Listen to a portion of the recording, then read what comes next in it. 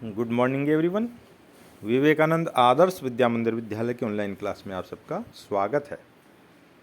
विगत कक्षा में हमने सामाजिक विज्ञान समकालीन भारत जो पुस्तक है भूगोल की, उसको पढ़ना प्रारंभ किया, जिसमें हमने संसाधन एवं विकास अपना जो पहला पाठ है उसको प्रारंभ हमने किया।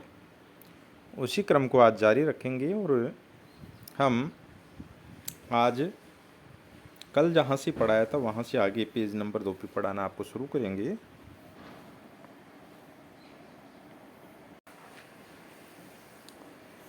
पहला पाठ पेज नंबर 2, संसाधनों के प्रकार। संसाधनों के प्रकार में हमने विगत कक्षा में इसके संसाधनों के प्रकारों के नाम पढ़े थे। उत्पत्ति के आधार पर जैव और अजैव, और समाप्यता के आधार पर नवीनीकरण योग्य और अनवीनीकरण योग्य, स्वामित्व के आधार पर व्यक्तिगत और सामुदायिक, राष्ट्रीय और अंतर्राष्ट्रीय। इसी प्रकार से विकास के आधार पर संभावी, विकसित, भंडार और संचित कोष। ये कल नाम हमने पढ़े थे। आज इन संसाधनों के वर्गीकरण को विस्तार से यहाँ पर हम जानेंगे कि ये जो प्रकार हैं इनका अर्थ यहाँ पर हम समझेंगे। ये देखिए, संसाधनों के प्रकार। संसाधनों के प्रकार में सबसे पहले हम उत्पत्ति के आधार पर संसाधनों के प्रकारों का वर्णन करेंगे। जैव संसाधन। जैव संसाधन किसे कहते हैं? इन संसाधनों की प्राप्ति जीवमंडल से होती है और इनमें जीवन व्याप्त होता है। तो जैव संसाधनों में क्या होता है? जीव होता है, जीवन होता है। तो इसकी सर्वप्रमुख विशेषता क्या हो गई कि जैव संसाधनों में जीवन व्याप्त होता है। और ये संसाधन जैसे उदाहरण के लिए मनुष्य, वनस्पति, प्राणीजात, मत्स्य जीवन, पशुधन। तात्पर्य, वो संसाधन जिनमें जीवन है वो क्या कहलाता है? जैव संसाधनों में आता है। अजैव संसाधन वो संसाधन होते हैं जिन संसाधनों में जीवन संभव नहीं है। वे सारे संसाधन जो निर्जीव वस्तुओं से बने हैं अजैव संसाधन कहलाते हैं। अर्थात इनके अंदर, इन पदार्थों में या इन चीज़ों में जीवन संभव नहीं है। अब समाप्यता के आधार पर, समाप्य के आधार पर इनको दो भागों में बांटा है, नवीकरण योग्य संसाधन और अनवीकरण संसाधन। वे संसाधन जिन्हें भौतिक, रासायनिक या यांत्रिक प्रक्रियाओं द्वारा नवीकृत या पुनः उत्पन्न किया जा सकता है, उन्हें नवीकृत योग्य अथवा पुनः पूर्ति योग्य संसाधन कहा जाता है। अर्थात इनका क्या हो सकता है? पुनः चक्रीकरण हो सकता है, इनको दोबारा से बनाया जा सकता है। उदाहरणार्थ सौर तथा पवन ऊर्जा, जल, वन, वन्य जीवन, इन संसाधनों को सतत अथवा प्रवाह संसाधनों में विभाजित किया गया है। नवीकरण योग्य संसाधन सौर ऊर्जा है, पवन ऊर्जा है, जल ऊर्जा है, वन है, वन्य जीवन है। ये लगातार हमको प्राप्त होते रहते हैं और ये सतत रहने वाले साधन हैं। सतत यानी लगातार। अनवीकरण योग्य संसाधन, इसके बाद में क्या आ गया? अनवीकरण संसाधन। ये देखिए, इन संसाधनों का विकास एक लंबे भूवैज्ञानिक अंतराल में होता है। यानी एक लंबे भू अंतराल, यानी वैज्ञानिक आधार पर एक लंबे समय तक ये संसाधन जमीन में धंसे रहते हैं और एक निश्चित प्रक्रिया के परिणाम स्वरूप इनका निर्माण होता है। खनिज और जीवाश्म ईंधन इस प्रकार के संसाधनों के उदाहरण हैं। जैसे खनिज है, जीवाश्म ईंधन है, ये लंबे समय तक धरती में दबे रहते हैं और दबे रहने से उन वस्तुओं का या तो खनिज के रूप में या जीवाश्म ईंधन के रूप में परिवर्तन होता है। वह अनवीकरण संसाधनों के अंदर आते हैं। इनमें से कुछ संसाधन जैसे धातुएं पुनः चक्रीय हैं। धातुओं को, जैसे धातु है उसको एक बार उपयोग करने के बाद में उसको गलाकर उसका दोबारा से भी उपयोग हो सकता है, उसको पुनः चक्रीय किया जा सकता है। और कुछ संसाधन जैसे जीवाश्म ईंधन अचक्रीय है, वह एक बार के प्रयोग के साथ ही खत्म हो जाता है। जैसे कोयला है, डीजल है, पेट्रोल है, उसका एक बार उपयोग हो गया और उसको काम में ले लिया तो वह पुनः उपयोग में नहीं आ पाता। ये हो गए अनवीकरण योग्य संसाधन। अब स्वामित्व के आधार पर, मालिकाना हक के आधार पर, पहला है व्यक्तिगत संसाधन। जो जिस वस्तु पर व्यक्ति का व्यक्तिगत स्वामित्व होता है, उसके निजी नियंत्रण में कोई चीज़ है तो वह संसाधन है जो व्यक्तिगत संसाधन कहलाता है। संसाधन निजी व्यक्ति के स्वामित्व में भी होते हैं। बहुत से किसानों के पास सरकार द्वारा आवंटित भूमि होती है। जैसे बहुत से किसान हैं, उनके पास स्वयं की भूमि होती है जिसके बदले में वे सरकार को लगान चुकाते हैं। गांव में बहुत से लोग भूमि के स्वामी भी होते हैं।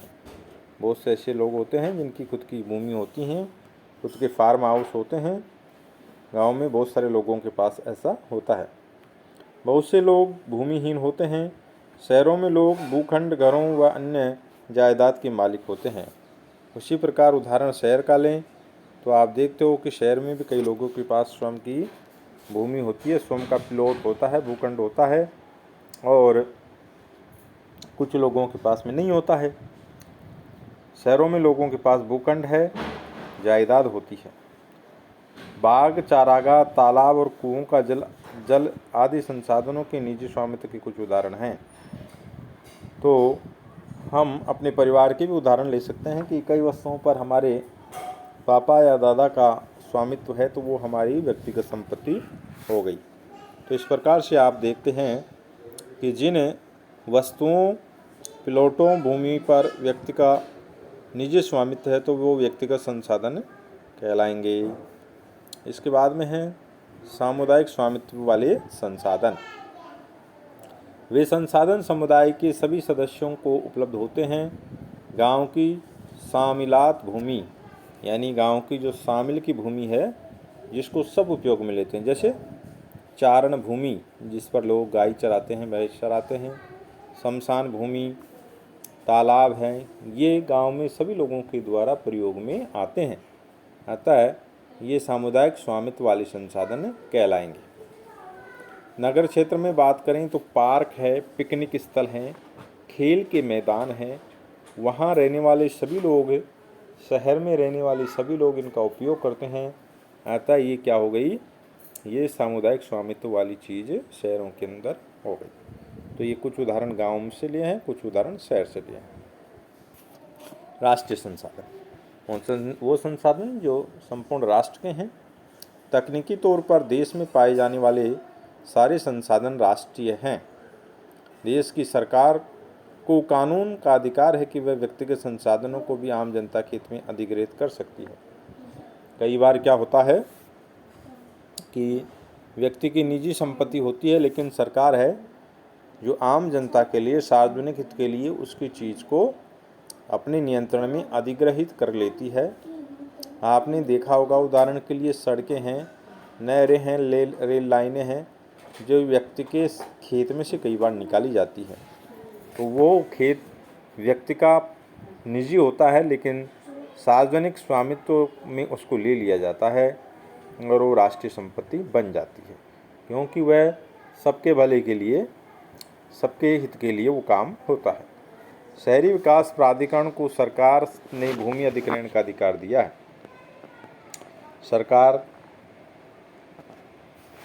सरकार है जो शहरी विकास के लिए एक विकास प्राधिकरण का निर्माण करती है।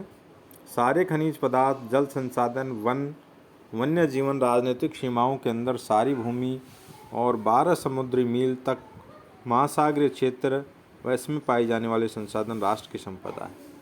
अतः देश में प्रत्येक वस्तु, प्रत्येक संसाधन राष्ट्रीय संसाधन है और वो राष्ट्र के भले के लिए उपयोग में आता है।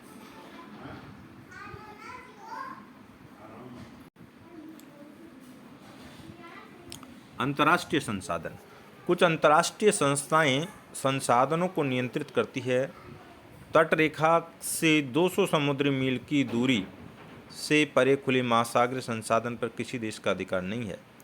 जैसे मान लो देश का तट है, उससे 200 समुद्री मील दूर आगे समुद्र में किसी भी देश का नियंत्रण नहीं होता है और वो अंतर्राष्ट्रीय क्षेत्र होता है। वहाँ पर सभी देश मिलकर उस क्षेत्र का उपयोग करते हैं। इन संसाधनों को अंतर्राष्ट्रीय संस्थाओं की सहमति के बिना उपयोग में नहीं किया जा सकता। और यहाँ पर कोई संसाधन है तो उसको सब लोग मिलकर सहमति से उपयोग में ले सकते हैं। कोई खनिज है या समुद्री जल है तो उस क्षेत्र को उपयोग में अगर लेना है तो अंतर्राष्ट्रीय संस्थाएं मिलकर सहमति से उसको उपयोग में लेती हैं। अब विकास के स्तर के आधार पर संसाधनों का वर्गीकरण। संभावी संसाधन यह वे संसाधन हैं जो किसी प्रदेश में विद्यमान होते हैं परंतु इनका उपयोग नहीं किया गया है, यानी मौजूद हैं उपयोग में लेकिन आ नहीं रहे हैं। उदाहरण के तौर पर भारत के पश्चिमी भाग में विशेषकर राजस्थान, गुजरात में पवन ऊर्जा और सौर ऊर्जा संसाधनों की अपार संभावना है। सौर ऊर्जा और पवन ऊर्जा पर्याप्त मात्रा में है लेकिन उनका उपयोग अभी नहीं हो रहा है, परंतु इसका सही ढंग से विकास नहीं हुआ है और भविष्य में इनका उपयोग हो सकता है। ये संभावी संसाधन हैं। तो इस प्रकार से आपने देखा कि किसी देश या राज्य में ऐसे संसाधन जो मौजूद हैं लेकिन उनका उपयोग अभी नहीं हो रहा है। विकसित संसाधन वे संसाधन जिनका सर्वेक्षण किया जा चुका है और उनके उपयोग की गुणवत्ता और मात्रा निर्धारित की जा चुकी है, विकसित संसाधन कहलाते हैं। अर्थात जिनका सर्वेक्षण हो चुका है, उनकी गुणवत्ता का निर्धारण हो चुका है कि वो जो संसाधन है वो किस गुणवत्ता वाला है और उसकी कितनी मात्रा है, ऐसे संसाधन विकसित संसाधन कहलाते हैं। संसाधनों का विकास प्रौद्योगिकी और उनकी संभाव्यता के स्तर पर निर्भर करता है। संसाधनों का जो विकास है जो इस पर निर्भर करता है कि कितनी तकनीकी है और उस चीज़ को कितना उपयोग में लिया जा सकता है। भंडार पर्यावरण में उपलब्ध वे पदार्थ जो मानव की आवश्यकताओं की पूर्ति कर सकते हैं परंतु उपयुक्त प्रौद्योगिकी के अभाव में उसकी पहुंच से बाहर हैं, भंडार में शामिल हैं। उदाहरण के लिए जल दो गैसें हाइड्रोजन और ऑक्सीजन का यौगिक है। हाइड्रोजन ऊर्जा का मुख्य स्रोत बन सकता है परंतु इस उद्देश्य से इसका प्रयोग करने के लिए हमारे पास उन्नत तकनीकी ज्ञान नहीं है। तो भंडार। अब संचित कोष यह संसाधन भंडार का ही हिस्सा है जिन्हें उपलब्ध तकनीकी ज्ञान की सहायता से प्रयोग में लिया जा सकता है, यानी अच्छी तकनीकी हो तो उनको भविष्य में उपयोग में ले सकते हैं परंतु इसका उपयोग अभी प्रारंभ नहीं हुआ है। इनका उपयोग भविष्य में आवश्यकता पूर्ति के लिए किया जा सकता है लेकिन ये खनिज भंडार भविष्य में उपयोग में आ सकते हैं। नदियों के जल को विद्युत पैदा करने में प्रयुक्त किया जा सकता है परंतु वर्तमान समय में इसका उपयोग सीमित पैमाने पर ही हो रहा है। आप देखते हैं नदियों में अथाह पानी बहता है लेकिन सब जगह इनसे बिजली नहीं बन रही है, लेकिन भविष्य में इनका उपयोग हो सकता है। इस प्रकार बांधों में जल, वन आदि संचित कोष हैं जिनका उपयोग भविष्य में किया जा सकता है और ये भविष्य में उपयोग में लेने लायक होते हैं। तो इस प्रकार से संसाधनों का वर्गीकरण आज हमने पढ़ा। नेक्स्ट क्लास में हम चर्चा करेंगे संसाधनों का विकास। आज की क्लास आप यहाँ पूरी होती है। जय हिंद, जय भारत।